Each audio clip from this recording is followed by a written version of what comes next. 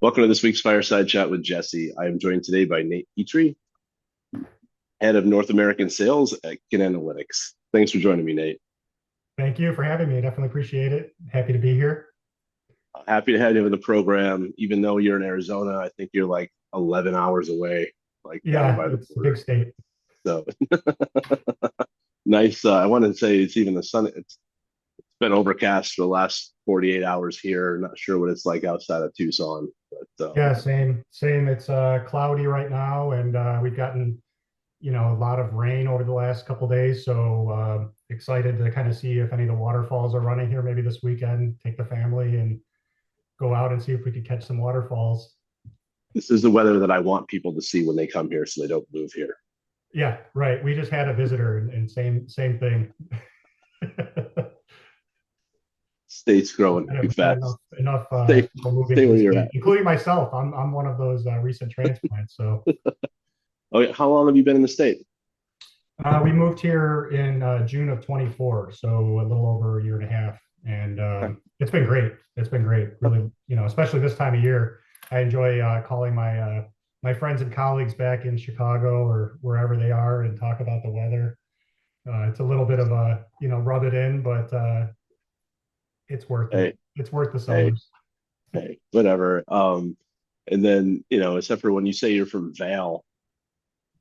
Yeah, everybody thinks I'm in Colorado and I'm in Yeah, some that's what I thought too. I was like, fancy bungalow or something. I think there's a Vail in Arizona. Yeah, yeah. Learn something new every day. Well, Nate, it's great seeing you. I was glad when you popped back up in equipment finance, and excited to kind of share your story today with our audience here. So I'm just going to jump in, and for those individuals who haven't had the pleasure of meeting you, do you mind just kind of introducing yourself and your career to date? Yeah, Nate Petrie. I've been really working with the equipment leasing industry since 2010, and prior to that, spent a few years in auto recovery industry. So kind of got to see what happens when loans go bad, and sort of set the stage for the rest of my career, where kind of got started. And the reason I think we initially met, I was working as our client services representative. In other words, I was doing all the system to system connection work, and went to my first conference was the LTI conference, which I think is where we met, and Yep, that makes was sort sense. of the start of things. I didn't know what I was there to talk about. I just knew I was supposed to go. I was pretty green, and they gave me a pamphlet on master score and said, make us proud, kind of a thing, and went back the next several years and moved over to. We started a gentleman, my mentor, eternally grateful for Fail to St. Fail from Delaga Landon, who was brought on to really help us with adoption of Master Score and scoring in general in the industry, because back then it was still sort of I don't want to say a no-no word, but it wasn't as well adopted. Even just off the shelf scores, a lot of handshake decisions were being made. I remember, never forget the one call I had. Um, and I asked the gentleman, "How do you make decisions if you don't use any data?" And he said, he looked at me. He was from Wyoming or something. He said, "Well, if they look me in the eye and they got a firm handshake, they got a deal." And I was like, "Okay, I don't know how to." I don't know how to respond to that. How's that working? Wait, With wait, them? who did you say you're with? I'm with a bank. Yeah, and we want Compliance. zero default rates. Yeah. Um, So we started this the credit scoring team, and that was that's the highlight of my career at Equifax. Really, it got to experience a lot of different lenders and what they were doing, Sure. how everybody kind of operated, and we had these scoring seminars, which brought a few hundred people from the industry together to talk about scoring. And I think our team really evangelized credit scoring for the equipment finance industry. That was really our goal, was to increase adoption, Sure. digitize the industry, help them pick up some of the fill in some of the gaps or pick up some of the slack that we knew was out there. And obviously PayNet, sort of being new to the industry at that time, um, part of it was getting customers on board to get the data, but the other part was, how do you believe in credit scores, and why should you? And that's where we got to get creative and build out these stories, and come up with different processes that helped adoption. Because I think what we saw in the industry was a lot of providers that offered scores but didn't tell them really what to do with it, or didn't help them adopt the scores, and that's why they failed ultimately. Sure. Right? Like, everybody used Paydex, but everybody knew it really wasn't great. And it just Yeah, kind of I gave was thinking direction. maybe it was the FICO liquid credit, something like that was like one of those ones that was like around for a little bit, and then it Yep. was like, nah, Yeah. no one really uses that anymore. So I mean, Yeah. PayNet is, I mean, you have to look at that 16 years later when you originally started there, right? Now it's like, who doesn't use PayNet? Yeah. Exactly. Yeah. Except for the people that don't want to report. Right. Yeah. Right. It's like, It's right. almost everybody is involved now in the consortium. Yeah, So it was super exciting. I definitely enjoyed the ride. Um, and spent a couple of years post Equifax, working really on the sidelines, thinking about some of the companies like GDS Link. They had a couple customers in equipment finance, but really decisioning systems were not up to snuff. And I really saw a need there for scoring and decisioning systems that can ingest scores, mm. because most of the systems out there, at least at the time, they have scoring, but it's really like a rule set. It's It's like not if a bunch of if then if statements, then's, basically. right. So it's not really like a true scorecard.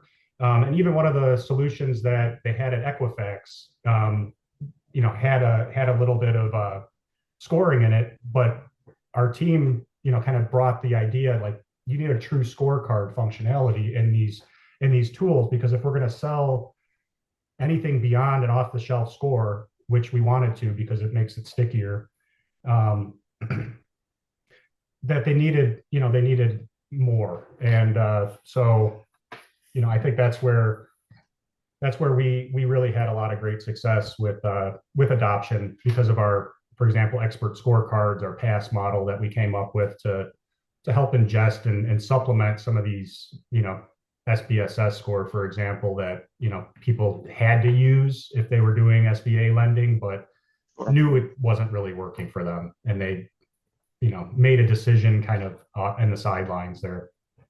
Sure. Sure. And that made you, kind of force partnerships with these software organizations too, because it was up to the softwares to get the data in and out of their platforms over to Yeah, you. and that was always interesting. There's different philosophies at the software vendors. So some companies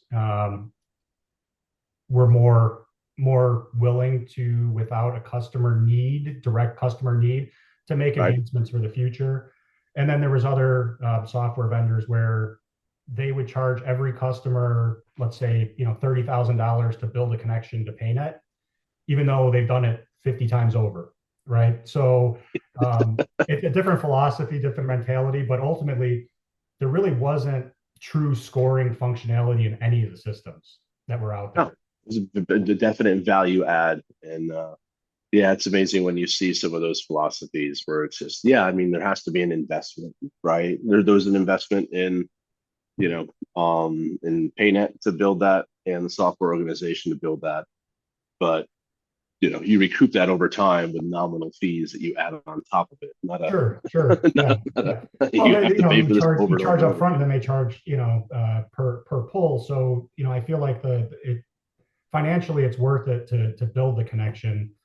We just had to prove that we had customer base, and then once that Sure. occurred, then then it stopped being me reaching out to people to build the connections and people calling us to. It's like, well, who is selling that? Who is selling that today? And should they be sending Nate some royalties for putting all the initial groundwork in? Yeah, yeah, no kidding. Yeah, I think the connections are probably still in place and very similar to when I was working on those 10 years or more ago. um, yeah, I think that's just sort of the testament to the industry overall. You hear, when I was in the consumer space, I had mentioned that my experience, models are typically going to be redeveloped at least every 7 years. And I got looked at like I had two heads. 7 years? That's what do you mean? You're talking 7 months in the consumer world that they're redoing, refitting models. And, so In equipment finance, it's probably like decades. yeah, it is. Like the 7 year rule. Um, I still talk to people where I built an expert scorecard, over 10 years ago, and they're still using those today. So I think there's a lot of, if it's not broke, don't try to fix it because you could break something else. Sure. Um, and sort of band-aid issues rather than Sure. a full system overhaul. So I mean, it's an interesting space, and like I said, I think it all comes back to the customer experience. If they're demanding instant decisions, then the industry is going to start to deliver that. Until they're asking for these, these enhancements, these upgrades, I feel like the industry is still sort of a little bit on pause in certain aspects, right? So maybe more the competition, keeping up with the Joneses, is driving some of the innovation um, more than anything. Sure. Sure. Absolutely. Well, thank you for that, Nate. And we're going to move into kin analytics, if you don't mind. Do you mind just kind of introducing the organization? Yeah, you got it. Andres Perez um, saw a need. He really, the industry being as sort of not adopting scoring, not really leveraging AI or different tools that were coming about. Saw the need in the equipment finance space in particular. It had a lot of expertise in equipment finance. So he launched KIN and ultimately named it KIN for a reason, right? Because the KIN theory explains how sort of evolution and advancements work. And it's all about a common goal and setting objectives and obsessing about meeting those objectives and reaching those goals. And as sort of a individual participating in that, everybody has to have involvement, both on the customer side, on the kin side, to have a successful project.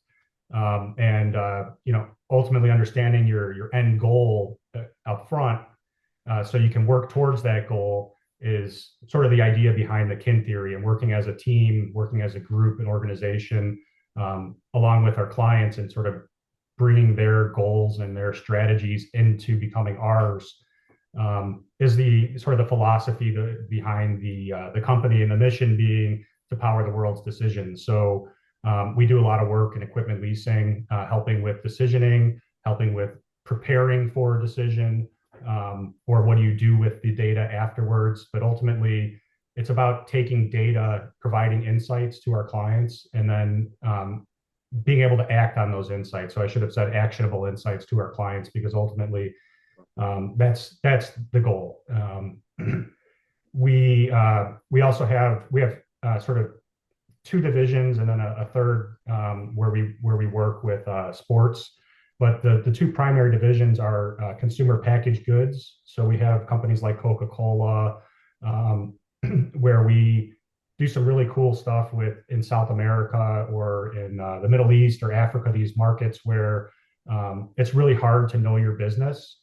We can tell them a lot of information about these small businesses in these regions that historically had nothing on them, like how many coolers do they have? So we know, can they stock more Coca-Cola? Are they selling Pepsi products? There's a lot of insights that you can triangulate if you can look at mass sets of data and sort of bring the picture together. So our consumer packaged goods, really exciting, kind of the stuff that they're doing there. And then that also on the equipment leasing, also super exciting. So, if you think about where we got our start, we started building models, credit scoring models. We've done a number of different types of models, everything from expert judgment, to more sophisticated, all the way up to full machine learning models, which I would say in equipment leasing is still not highly adopted, but there are machine learning models out there running, and it's not like it's sort of out of reach. But ultimately, sort of looking at it from a logical perspective, how do we get you to that next step in your journey? I don't think anybody wants to do full system overhauls if they can avoid them ever. So how do we enhance or aggregate, the information that you need so you could make a quicker decision, a better decision? Um, so that's kind of how we've progressed and recently, sort of working closely with our scoring clients, started looking at other areas, low hanging fruit that ultimately we can provide a large impact for an organization without a major investment. So, namely KYB verification and app entry. So, taking that application data, you get it faxed, you get emails, it comes in all these different formats, handwritten. Sure. Historically, you needed a person to look at that. But now with some of the OCR that's really been advanced through AI technologies, it's more accessible to the average lender, being able to parse that data out. And it's not like $5 a page like it was 5 years ago to do these. You can really do a lot more today. And that kind of goes back to the history of Ken too. We've been working with AI since our inception, really, and it's been around for a long time. And I think of it kind of like how the internet came about. The internet was around for a long time before people used it, right? The Navy used it. You had communication was going on through the internet, but it wasn't really it wasn't adopted for maybe 20 years. And that's kind of how I see AI. It's that next wave that's coming through. It's going to have a lot of advancements, enhancements that it's going to bring. There's going to be a lot of companies that fall along the way, right? There's a lot of investment going into it. Sure. So I kind of see AI the same way, and we've been working with it at our company for over 8 years within the industry. It's just now becoming more accessible. Large language models, everybody knows ChatGPT. So now everybody, has a sense for what AI does, but ChatGPT is just a prediction model, and that's what AI is. It's prediction. It's predicting the outcomes, and that's what's fascinating. If you really get into LLMs, it's predicting the next word to type out based on all this information, and it applies to lending, right? You can predict the next action, if you understand your outcome that you want. So, Sure. Yeah, I mean, there's so many different ways we could take some of those questions there, but some of the feedback in regards to AI. But I mean, yeah, I mean, you'd think that based on this asset type, based on this credit quality, based on business essential use, you can see if it's going to what that profitability of that is going to be over time. yeah, but You have there's, so I many think other where factors AI, that go into it too. yeah, and I think where AI changes it is it can look at more information than even a human can. And that's going to be in a couple of years from now, it's going to be even more so. Um, but if you think about, the idea going back to like the kin theory, Yeah, it's not just your borrower, it's the population, it's the organization, it's your organization, how you interact with them, it's your vendor relationships. There's all these things that in essence come in to make a deal successful, and they all come sure. together. And so sort of understanding holistically that relationship, I think is the ultimate goal of these more advanced like AI models. They could look at more data, and make a decision based on a whole lot of information rather than the limited information maybe on your screen or that you can look up Sure. on Google. Sure. It'll be interesting to see how they continue to, as some of these, I mean, you've been in this industry for the last 15 years. A lot of the senior people, as you start to see them now, they're announcing their retirement. So, you have these credit managers who are going to be aging out. It's kind of interesting to see where some of these models could Yeah, I don't be. think I don't think it's going to be like full auto decisioning for equipment leasing in 2 years. Like let's No, be no, realistic. It's no. I mean, it's still a handshake industry. It's still, if you're depending on your app only limit or whatever, you're still going to have to look at these things in detail. Yeah. Yeah. But it's It's about just like as you getting see. everything. Okay. Sorry, I was just gonna say it's about like getting everything together so you can make a better decision. I think that's where equipment leasing is, struggling. It's like trying to just pull from here, pull from a little from here. Well, Um, you have everyone that has like five disparate systems, and it's just like, can I get the data in one like yeah, like repository? That'd you've be heard about amazing. data warehouses, right? That was something we've been talking about for at least 15 years. Like, do you have a data warehouse? I remember when blockchain was brought up like 8 years ago, and I'm like, just stop, just yeah, stop. you don't even have data warehouses.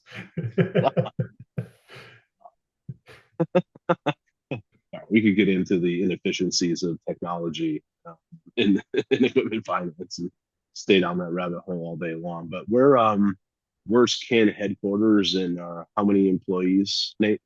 We're headquartered in the U.S. in Delaware. Our Uh, corporate headquarters is in Quito, Ecuador. So I got to visit Quito my first time early okay. in December, and it sits at about just under 10,000 feet. So Okay. the altitude, I lived in Flagstaff for a few years, and I never really noticed the altitude.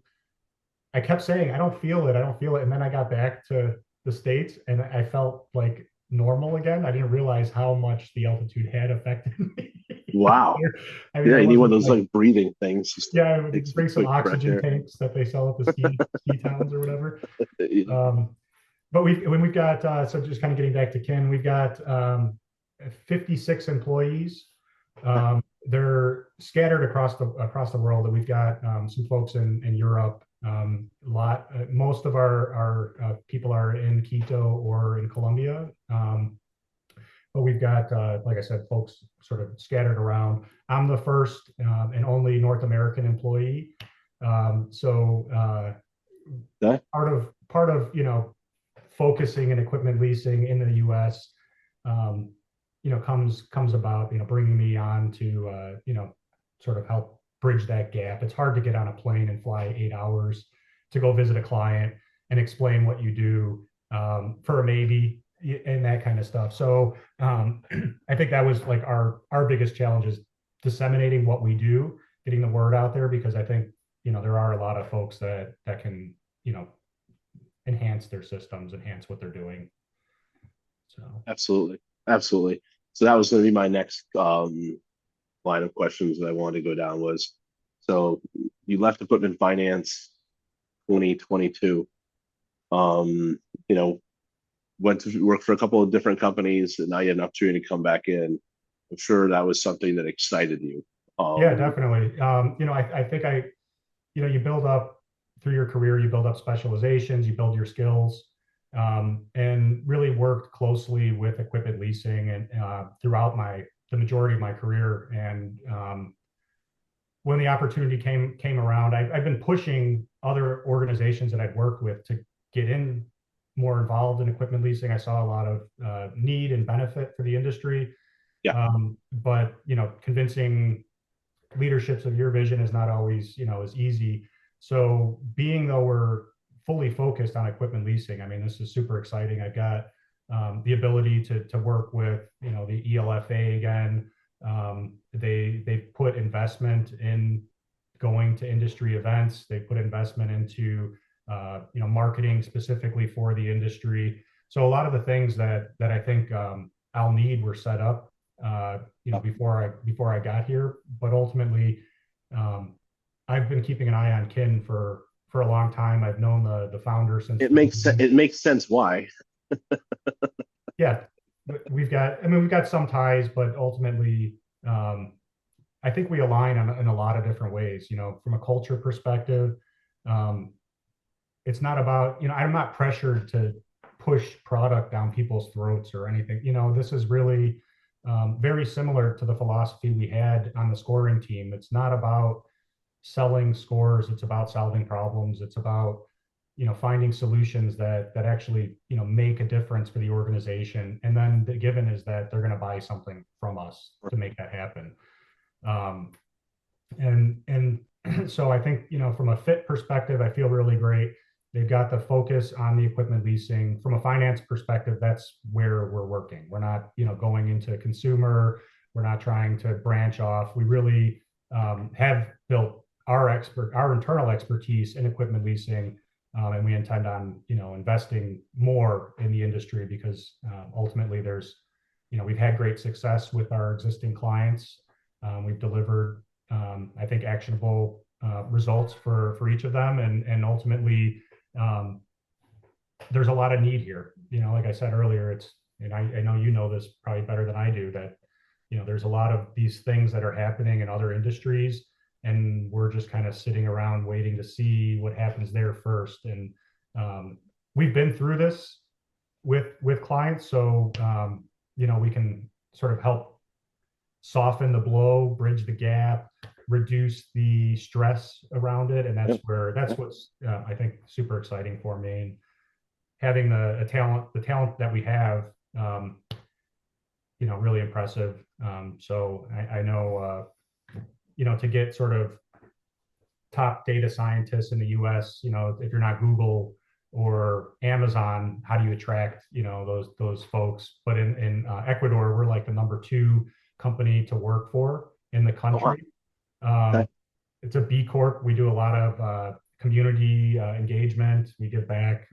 We support a school. We support a football club, which for underserved, underprivileged players, help support them through career transition into going from, say, just playing football, not really doing anything, helping them achieve more in their life, to get gain a career, get some education, that kind of a thing. So the company itself, I mean, I couldn't be more thrilled. I feel like kind of landed in a real great place here. That's great, man. I mean, it's a great philosophy, and it definitely makes sense. I mean, when there's a business need, people will give you a call. I mean, I know a handful of your clients, and they have nothing but high things to say about Kin. So, I was happy when I saw you land at that organization. When I, believe me, when I was looking at my next career move, I had questions, but I started, as I kind of worked through those questions with the team, started really feeling good, and just super impressed by them in the short tenure that I've been here, and just watching them over the years. So I felt like now's the right time for the industry. It's the right time for kind of Kin, because they've grown up over the past couple of years, quite a bit, and become more sophisticated, more, just sort of where I feel like they're also ready for me. I don't know how to say that. Or having boots on the ground in the States is important too. Yeah, so. Yeah. It's definitely, I want to get out and see more clients. I think that's something that I missed. And some, during COVID, and then post COVID, it was still a lot of, lack of desire to have people come to offices, or people work in 5 different states, so you can't get everybody together. But they also want me to travel to clients and talk to them, and that's a breath of fresh air, because I've not heard that in 3-4 years. I've been very fortunate where, like the organizations that I've partnered with, that's intentional, where it's like, I'm traveling, I'm going to go see X, Y, and Z. But don't worry, if I'm on the road, some of those road shows can get a little.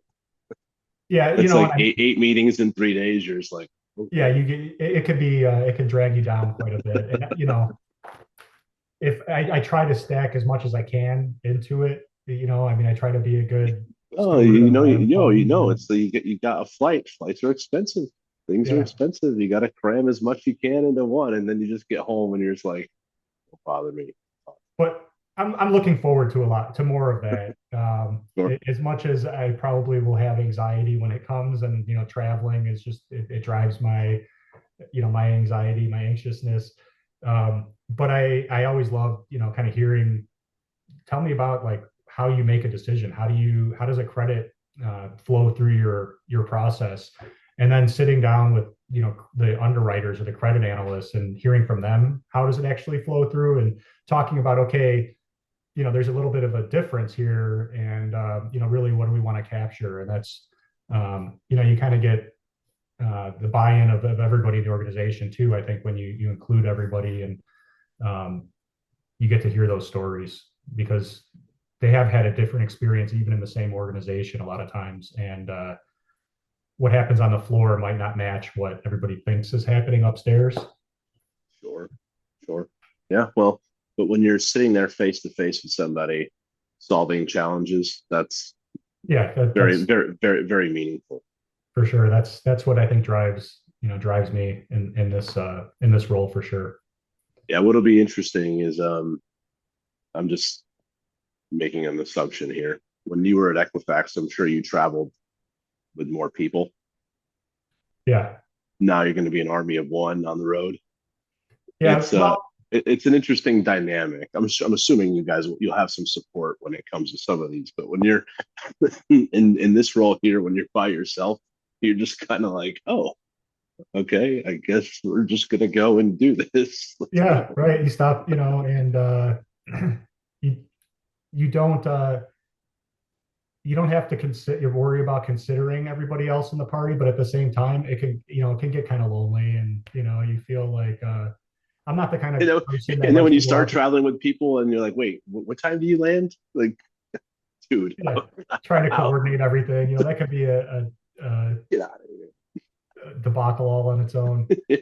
Um, but I'm not the kind of person that likes to sit in a restaurant by myself and eat, and or like go to the bar and drink by myself. If I don't have a roll dog, like I'm probably ordering takeout and staying in my hotel room for the entirety of my That whole will time. now, however, eventually, depending on what you like, there's nothing wrong with going to a nice steakhouse and just sitting at the bar and getting a nice martini and like, you know, one of those things. But those are the I'm trying to places you can. convince myself. I'll get there. I think eventually, All right, because you know this.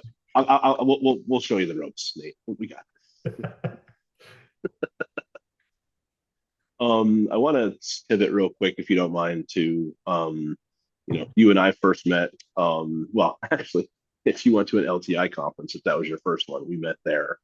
So those are definitely more of a unique experience than an ELFA event.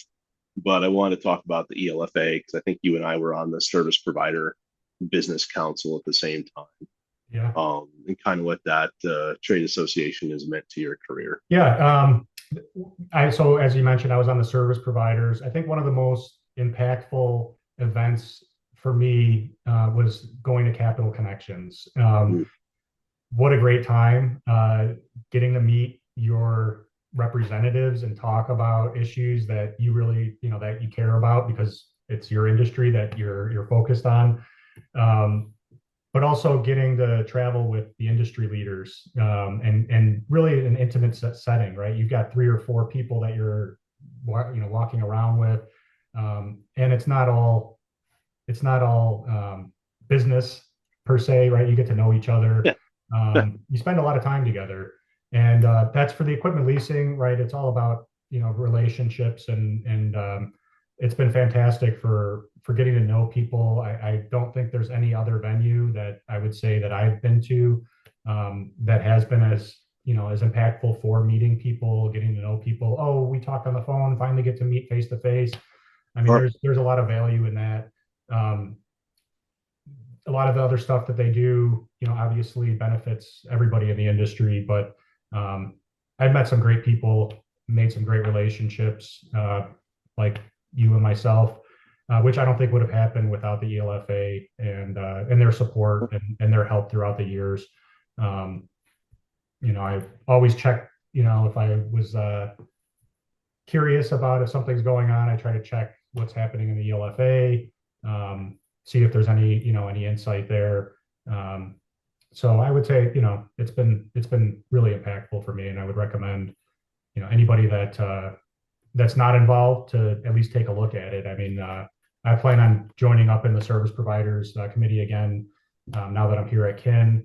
I'm greatly looking forward to going to Capital Connections again. I'm And excited because we have somebody else to add to the for Arizona Arizona, team. yeah, that's right. I mean, Now we get to go. it's been Mark Farland and I for like the last 4 years. And I just stare at him. I'm like, oh, we're doing this again, huh? I will say choosing Tucson as a place to live, it was not driven by career choices because in equipment leasing, there's a rental equipment rental shop down the street here, but aside from that, there's really finance is non-existent It's in all up here. Tucson. There's a And ton it's up here. still it's pretty light in Phoenix, even still. Um, there's a lot of organizations in Scottsdale, believe it or not. However, Really, I think it's for selfish reasons. yeah, they just I started mean, moving shop but there's there. also a ton of banks here that they'll have one location, and it just happens to be in like Phoenix, and it's like, Right, oh, because you don't have the you're in the Midwest, and you're up here. You have an office in Arizona, huh? I and see you. I see you. there's culture shock, right? You go from the Midwest where there's a Chase Bank and a Bank of America, a Citibank on every corner. You don't see, there are a few, Glenview State Bank or what, these smaller places, but Arizona is, really the land of small banks and credit unions. Mm. And so, open to, I've had credit union accounts in the past, but here it's like, it seems like that's where you go. You use a credit union as your primary. You drive around up here in the East Valley, and you're gonna be like, what? You have every major bank, and then you have every regional bank and credit union. It's like, what is going on? But whatever. But you can't blame them. Nate, The weather's pretty nice here, so except for today.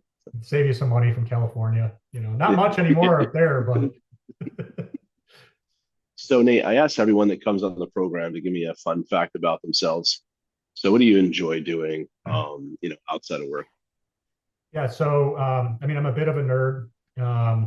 I have spent a lot of time. My hobbies revolve around primarily scientific type things. So right now, because we moved out here, I ended up getting rid of everything I had, but I had uh, raised and captive bred poison dart frogs, and I'd import Oh, plants from South America and sell them on Facebook. As I grow them, I propagate them and grow them for a little bit, and then sell the clones on Facebook. That was for a long time, for probably all through huh. COVID and up until we moved here. That was my primary hobby. When I signed off, I'd go and feed the frogs and just hang out. They're really, if you don't know poison dart frogs, they're really interesting. They're really cool, and they're really unique compared to like keeping other pets Hmm. or animals. So that was what I did for a long time. Now that we moved here, mainly stuff on the computer. I do just mess around with building different websites from here. Different times. Um, Try to recently, because of the equipment leasing, uh, I started playing pickleball. So my first game of pickleball was in Marco Island, and Okay. my wife, I told her I played, and she was like, "I've been trying to get you to play for 10 years." And so we went and bought a set of rackets and took the kids, and we've been playing, a couple times a week since then. Okay. Um, Okay. so but that's about it. We do a lot of, we just moved down here. And so we do a lot of exploring, How old are your kids? hiking. My kids are 14, 13, and 5. And I had to think Oh, about that because we just had okay. two birthdays end of December. So I had to make sure. I have a 16 and an 8, so I understand that gap. Yeah. Yeah. We thought we were done with diapers, but you know, things Yeah. happen. And we had a girl. So we had two boys first. And Oh, okay. Okay. All right. so now we don't have to buy as much wall patch or paint to cover up the. Don't let her listen to this. She'll show you. Except for it's the opposite with my kids. My son was more calm. My daughter is Rory's Rory. Oh, okay. We'll leave it at that. She has a leopard spotted gecko, hermit crab. I mean, you should see this the stuff this kid wants. It's like, Oh, cool. Well, if you ever want help getting a bioactive tank set up or whatever, that's oh my area my of God. expertise. Come on up, man. We will geek out for an afternoon. It'll be entertaining. I won't know what half the crap you're saying, but I'll pretend like I do. I've got a half a garage full of stuff for you here. That's great. Nate, so my final question I have for you, man, is why should someone want to do business with Nate Petrie and Kin Analytics? So I would say Kin is wants to power the world's decisions, and ultimately um, understanding the objectives and the goals of our clients up front, so we can work towards those goals and not thinking about it from a solution or product perspective, but ultimately what is the goal and what are the expectations of the outcome.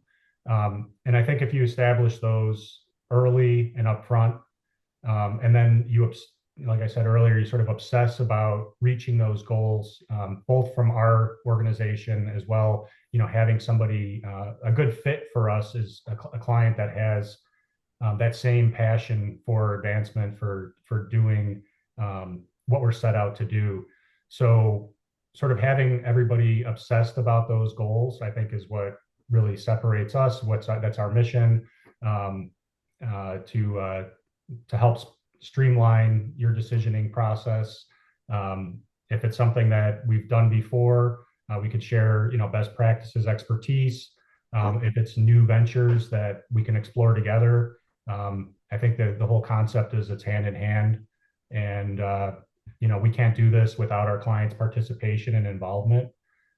So if there's ever a need for automation for any kind of modeling work, you just have questions. We want to be that thought leader that people come to, and we could help work through those, through various methods and things that are out there, or build something new together.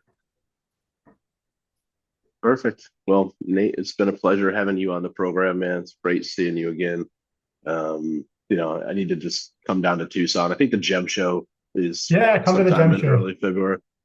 We'll come down there and circle up, man. So I I'm glad to definitely see you. appreciate it. Thank you Yeah, for glad to having have me you on back. here. Glad to have you back in the industry. I'm excited to see, what you're going to do for Kin. So, Yeah, we'll see you. Are you going to be at the executive roundtable? And yes, sir. all right, Yeah. I'll see you there. Okay. Sounds great. Thanks a lot, Nate. Thank Great, you. thank you.